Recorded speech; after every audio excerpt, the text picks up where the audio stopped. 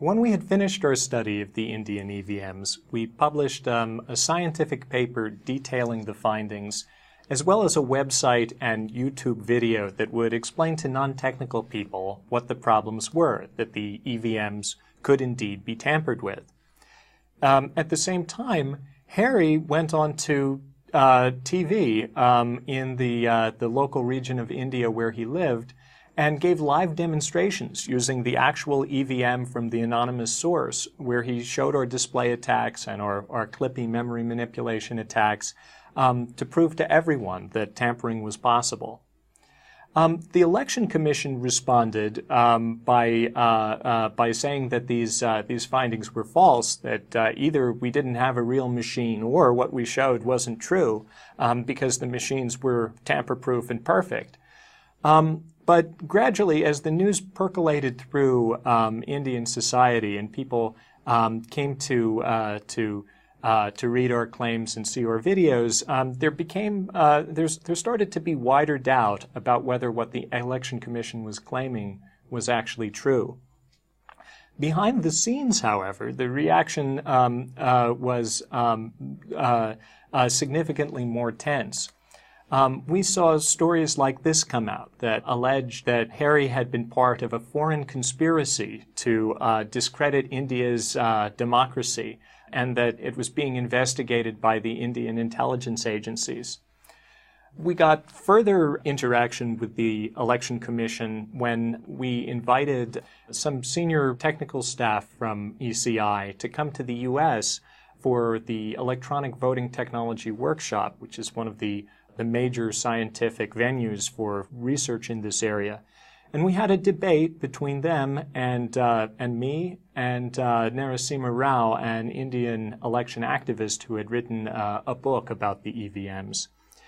Now, this discussion, this debate, was one of the most amazing, one of the most incredible discussions I've ever seen at a conference. To give you a sense for it, a fist fight almost broke out at one point.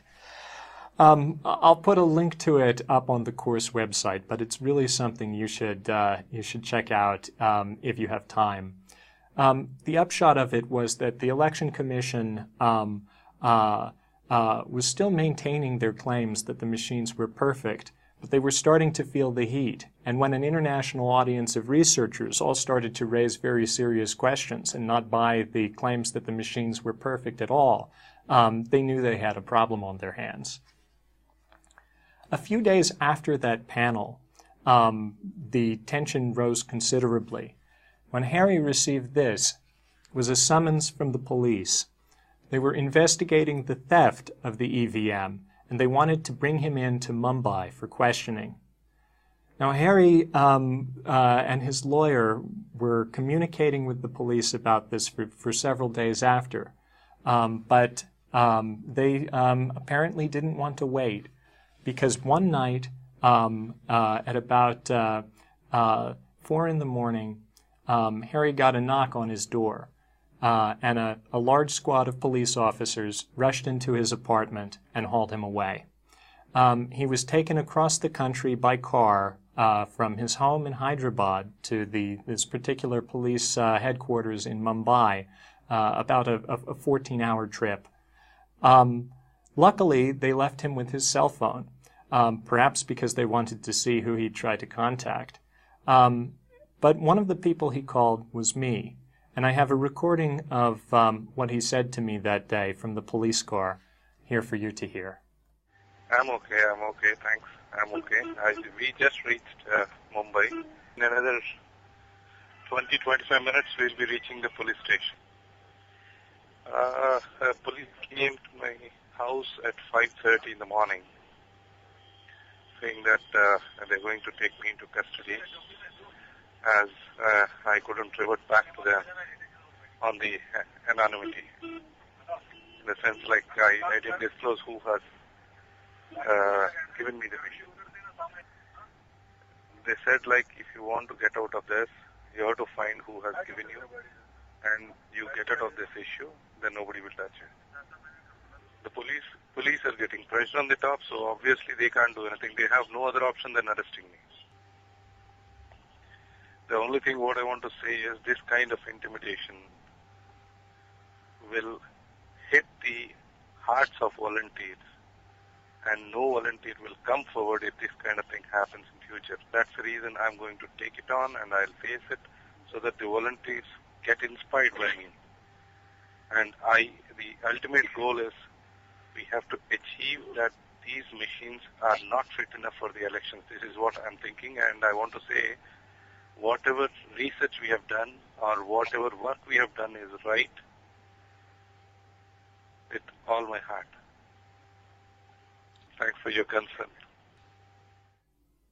Just listen to his voice. It's so amazing. Here's a man being hauled off across the country by the police for something he believes in so deeply. As he says, he's not going to turn over the anonymous source. He's going to keep his promise to protect that identity. He has to, because otherwise, who's ever going to come forward again and volunteer to blow the whistle on government corruption or false claims if they know they're just going to be revealed to the authorities the first time the police come calling? Harry was told by the police that that's all he had to do to make all of this go away. Just name the anonymous source. But he kept his promise not to reveal that source, even though he was held by the police for more than a week without getting to see his lawyer, even though he was interrogated several times a day. All he would say when they asked him, "Who gave you the machine?" was, "I don't remember." Now, in India, you don't have a right to remain silent, but apparently people are willing to believe that you can will yourself to forget a thing like that. And so that's the story that he maintained. After about a week, he finally got to come before a magistrate, and he was released from the police station, but had to remain under, essentially under house arrest in Mumbai for about another month. He couldn't go back to Hyderabad to see his family or to run his business. Fortunately, Harry soon received a call from one of the best criminal defense lawyers in the country who offered pro bono representation and defense. This man was the son of the man who had defended Indira Gandhi's assassins. Of course, they hanged for it, but we all hoped that Harry would fare better. Harry's arrest and his refusal to name the source made him into something of a celebrity in India. And during the time that he was held by the police, there was a tremendous amount of coverage, and people really started to pay attention to the findings that we were claiming, that the machines could be tampered with. Eventually, several weeks later, there was enough change in attitude that all of the political parties in India came together in Delhi, had an all-party meeting, and asked the Election Commission to investigate the findings and to find some way to add a paper trail to the EVMs to increase voter confidence. They basically asked the ECI to do exactly what we recommended in the paper and add some kind of transparent paper record to the EVMs. To our surprise, the Election Commission agreed, and over the time since then, they've been making amazing progress towards exactly that end.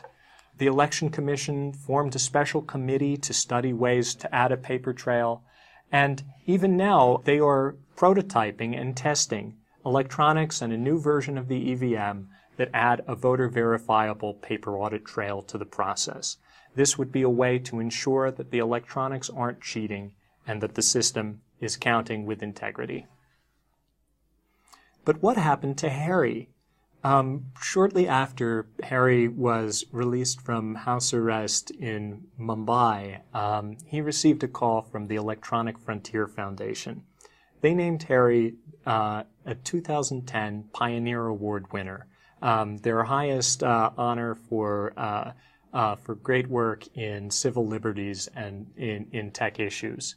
They recognized Harry both for his work to reveal the problems with electronic voting in his country, and for the courage he showed maintaining his promise of anonymity towards his source. Harry got to travel to the U.S., where we met for the first time in my native country. We got to visit California, where he would accept the award at a ceremony in San Francisco.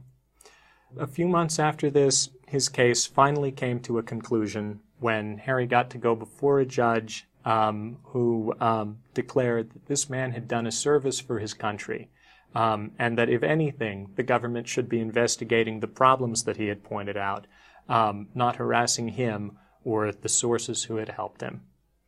So everything seemed good. Harry was out of trouble. The Election Commission has, as they continue to, they've continued to, been working to implement a paper trail to rectify many of the problems we pointed out.